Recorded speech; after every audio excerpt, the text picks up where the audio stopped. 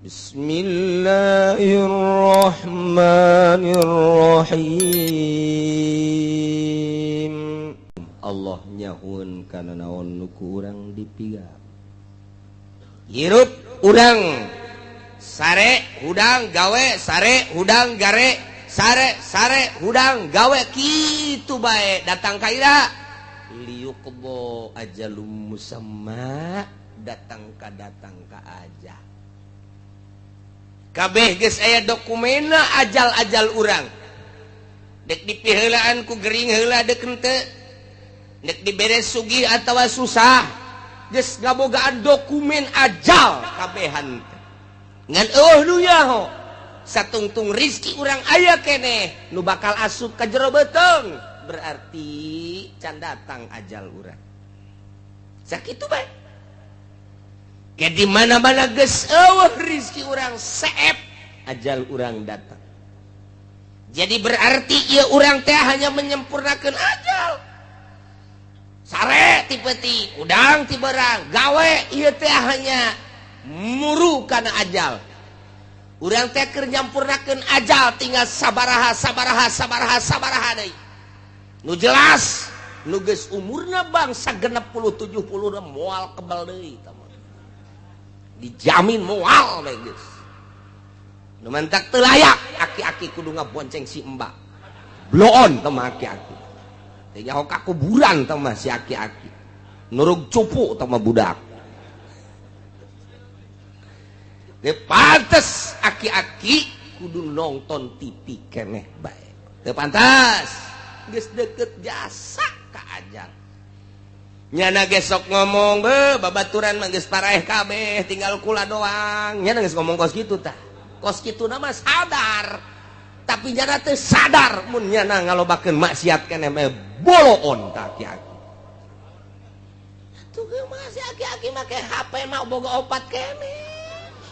Tolong aki-aki ya Allah pakai SMS-an kene aduh aing garetek gadegena ge aya aki-aki SMS getek ya Masya Allah karim nungguan ajal liyuqdo ajalum musamma paeh ketika datang ajal paeh khurujur ruh anil badan ruhul hayat keluar ti awak pae apa geus anda datang kadinya hehe summa ilaihi marji'ukum jaga beres kiamat bakal dihijikeun ka Gusti Allah geus hiji di mahsyar teh dek dinaonkeun summa yunabbi'ukum bima kuntum ta'malun Allah bakal ngabejakeun hiji-hijina pagawean urang waktu urang di dunia. Ih, sararieu biasa. Sing hade, biasa sing hade jasa. Duh, cenah kiai. Asana kula mah keur ngora loba jasa dosa asana moal dihampura. Hehehe, blonta nu kos kitu tah blonta.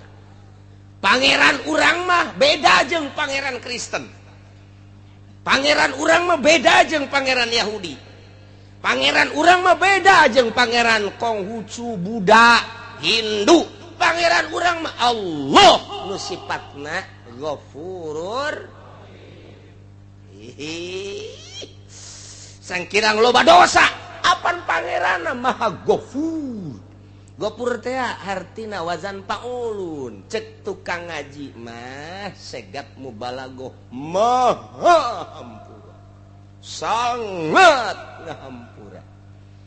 Sabaraha dosa sia sakolong langit hampura ku aing pan aing pangeran. Tenang. Tenang. Aduh cenah baheula ngadu koprok ulah kakarak jadi tukang ngadu koprok bandar koprok di hampura. Aduh cenah tuh kuari bandarna teruskeun bae si blon meureun. Tobat asal tobat ka Gusti.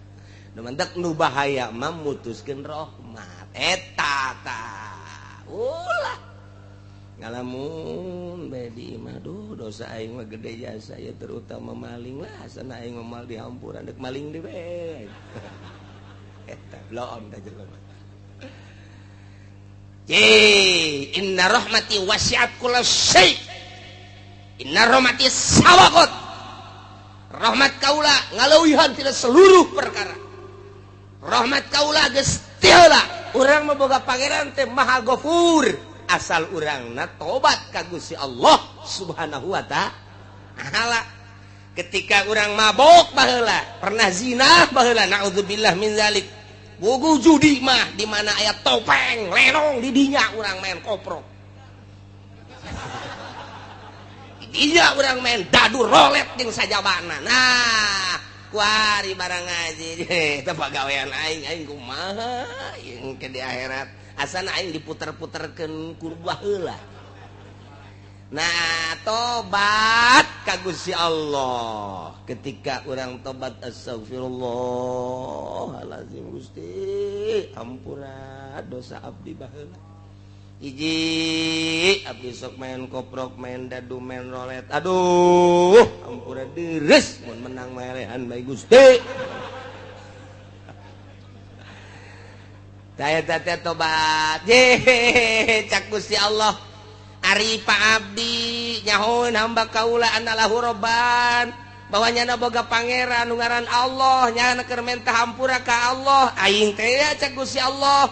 Berarti nyahoun nyana ka pangeran nu bener aing jeung aing teh ya Maha Ghafur. Geus, hei hamba kaula, kaula ngahampura ka anjeun. Geus dosa anjeun koprok, dadu, rolet, judi deung sajabana diampura ku aing. Beres. Sorga. Ya Allah, aya lenong main deui. Aduh, cek Gusti kamari geus tobat gaing main deui bae blon teh budak. Blon teh budak menang. Minggu malam Minggu judi, malam Senin tobat deui ka Allah. Astagfirullah.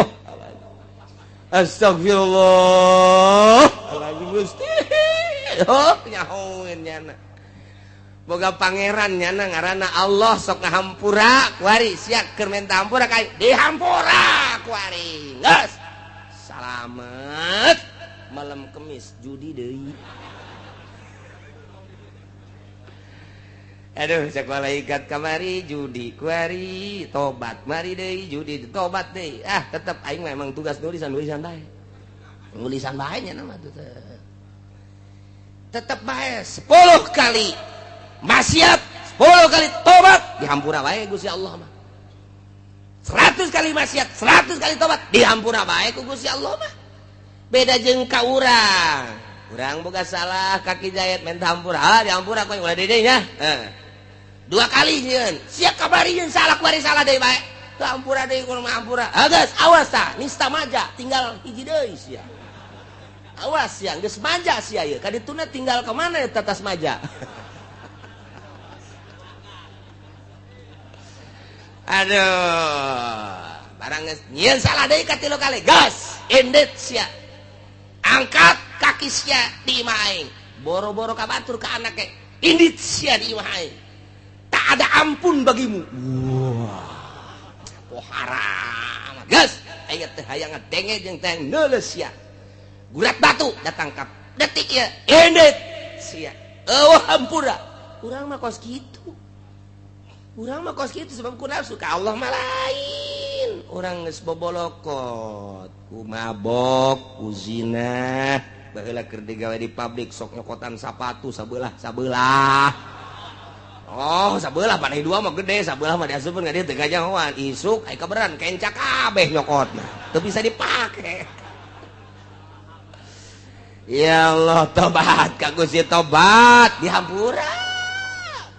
Jadi urang boga pangeranana Ghafurur. Alhamdulillahirabbil.